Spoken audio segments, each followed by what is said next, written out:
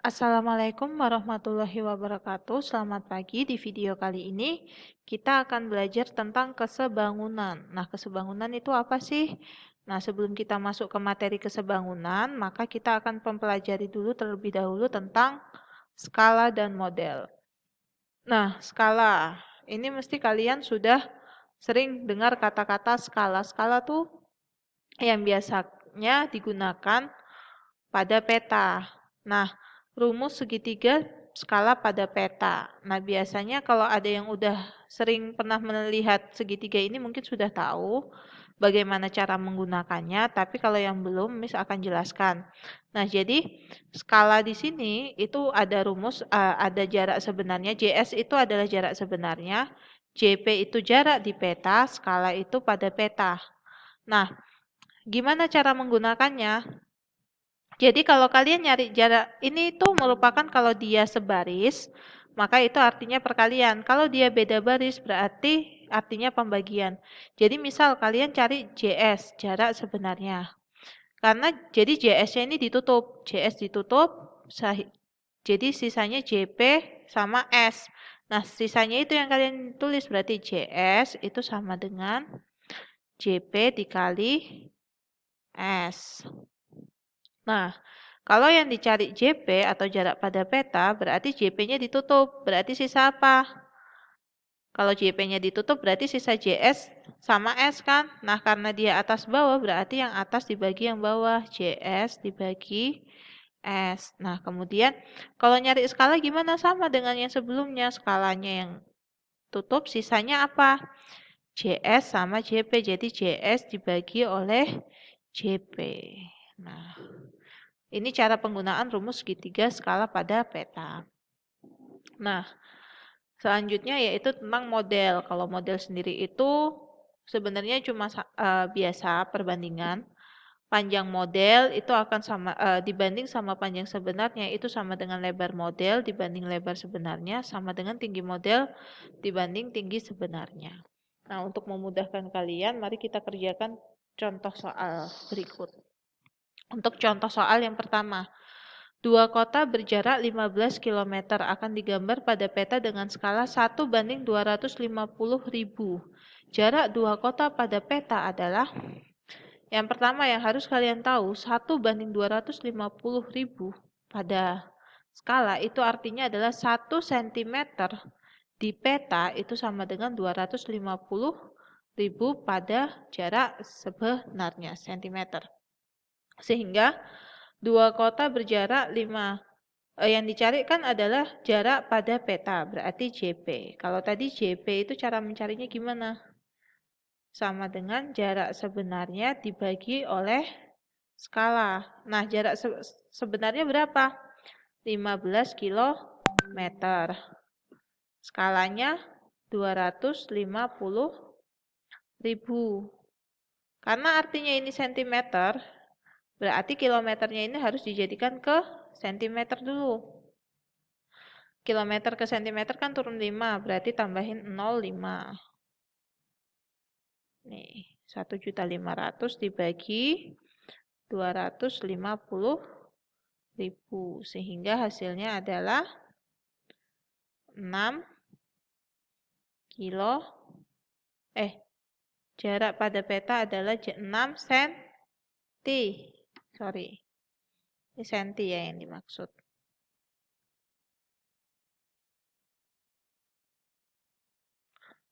6 cm. Nah, contoh kedua yaitu masih tentang peta. Sebuah peta dibuat dengan skala 1:350.000. Jika jarak dua kota pada peta itu adalah 4,2 cm, berarti maka jarak dua kota sebenarnya, yang ditanyakan jarak sebenarnya. Berarti kalau jarak sebenarnya itu gimana cara ngerjainnya? Jarak sebenarnya itu sama dengan jarak pada peta dikali oleh skala.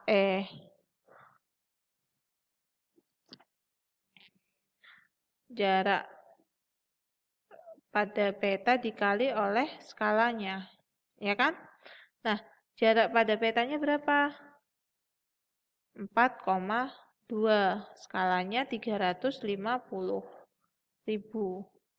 Sehingga hasilnya adalah kalau dihitung itu ketemu 1.470.000. Satuannya apa? Sentimeter. Karena ini dalam sentimeter. Nah, sehingga kalau mau dicari dalam bentuk kilometer tinggal mundurin nolnya sebanyak 5 kali. Sehingga hasilnya adalah 14,7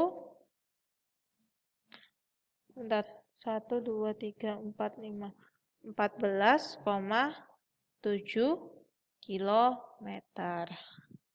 Nah, seperti itu. Kemudian kita lanjut ke tentang kongruen. Kongruen itu adalah dua bangun yang saling menutupi dengan tepat satu sama lain disebut kongruen.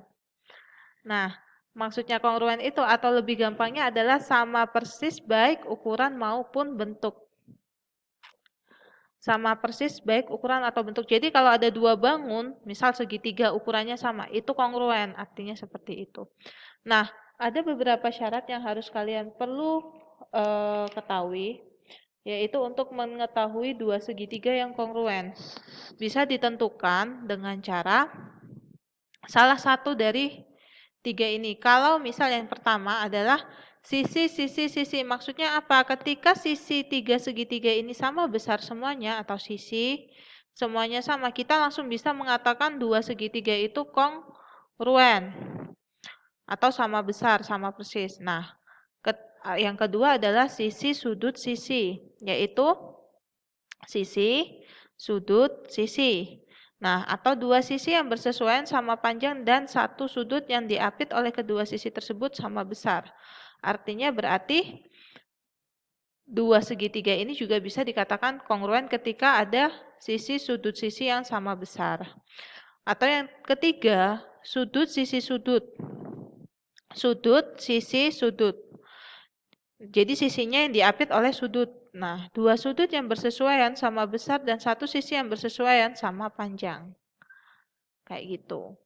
Kalau yang ketiga ini dipenuhi, berarti kita bisa langsung mengetahui kalau ini kan tepat satu sama lain atau sama persis baik ukuran maupun bentuk. Nah, kalau jadi kita nggak usah ngecek semuanya sudutnya sama atau ininya sama. Dengan menggunakan ini kita bisa langsung tahu dua segitiga itu kongruen atau tidak. Nah, untuk contoh soal tentang kongruenan, yaitu adalah syarat-syarat kongruen nih. Sudut-sudut yang bersesuaian sama besar, sisi-sisi yang bersesuaian juga sama besar, sama panjang. Nah, ibaratnya ya kalau ada dua segitiga, misal nih segi empat, ada segi empat nih. Segi empat, A, B, C, D. Terus ada segi empat lagi.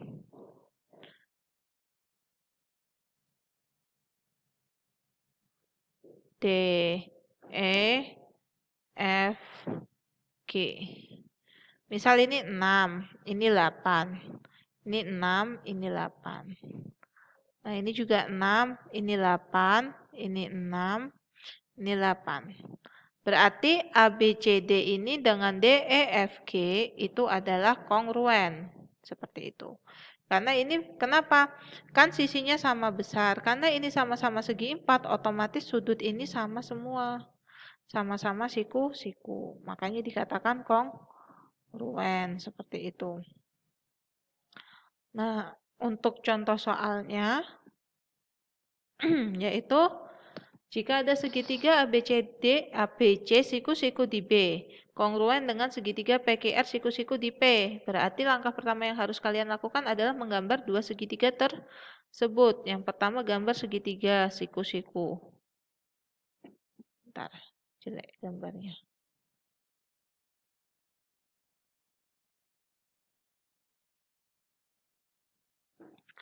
Yang pertama adalah gambar segitiga siku-siku.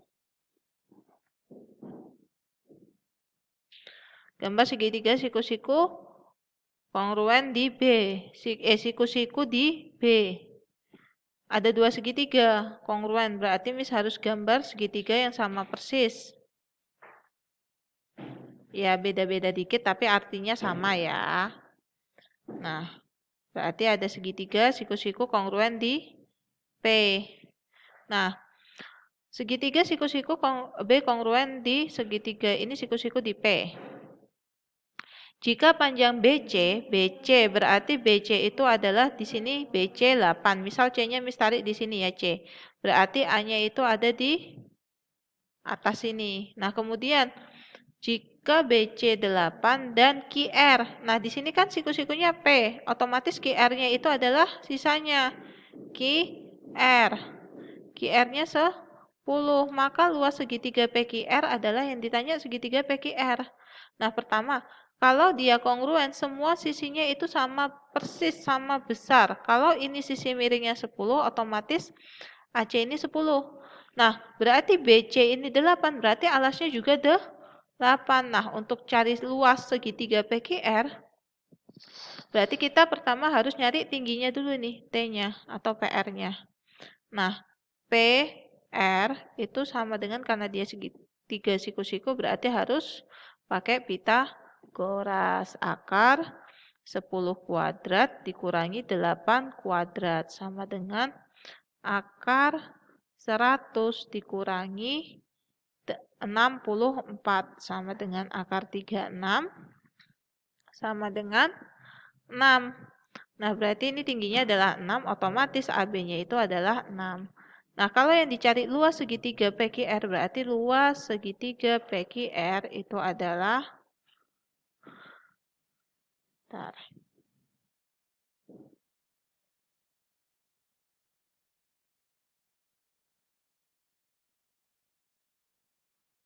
kalau yang dicari luas segitiga PQR, maka itu sama dengan setengah dikali alasnya 8, tingginya 6.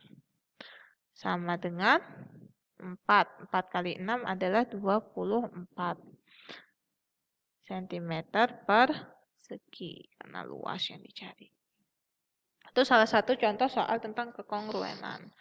Nah, selanjutnya yang akan Miss jelaskan adalah tentang kesebangunan. Nah, apa sih kesebangunan? Kesebangunan, kalau kongruen itu tadi sama besar, sama persis. Nah, sedangkan kesebangunan adalah dua bangun datar dikatakan sebangun jika sudut-sudut yang bersesuaian sama besar dan perbandingan sisi-sisinya yang bersesuaian sama. Ibaratnya kalau tadi dia sama besar, sama persis. Kalau yang ini bangunnya itu sama, tapi perbandingan sisi-sisinya yang sama. Jadi bangunnya tidak sama persis. Nah, maksudnya adalah kalau ini kan nih contohnya sudut B sama dengan sudut Q. Berarti sudut A sama dengan sudut P, sudut C sama dengan sudut R. Nah, kalau kongruen tadi kan BC harus sama dengan RQ. AC harus sama dengan PR. AB harus sama dengan PQ. Itu kalau kongruen. Nah, tapi kalau kesebangunan perbandingan sisi-sisi yang bersesuaian itu harus sama besar. Maksudnya adalah AB ini kan bersesuaian dengan PQ.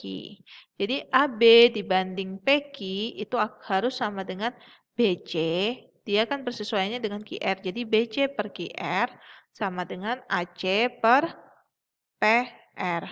Nah, selanjutnya untuk contoh soalnya biar lebih gampang adalah seperti ini. Cari nilai X pada gambar di bawah. Nah, gambarnya seperti ini. Nah, kalau ada gambarnya seperti ini lebih gampangnya di sini kan belum ada namanya. Misal ini dikasih nama A, B, C. Ini D, E, F. Sehingga untuk mencari ini kita gunakan rumus yang tadi. Karena yang dicari X ini adalah DF, maka pilih salah satu AC per DF sama dengan AB per EF atau sama dengan BC per DE. Nah, sehingga 4,47 per X sama dengan 4 per 2, kalikan silang. Kalian akan ketemu 4X sama dengan 4,47 kali 2, sehingga nilai X-nya itu akan ketemu 2,235. Oke, sekian untuk video hari ini. Kurang lebihnya Miss mohon maaf. Kita ketemu lagi di video selanjutnya ya. Bye-bye, see you.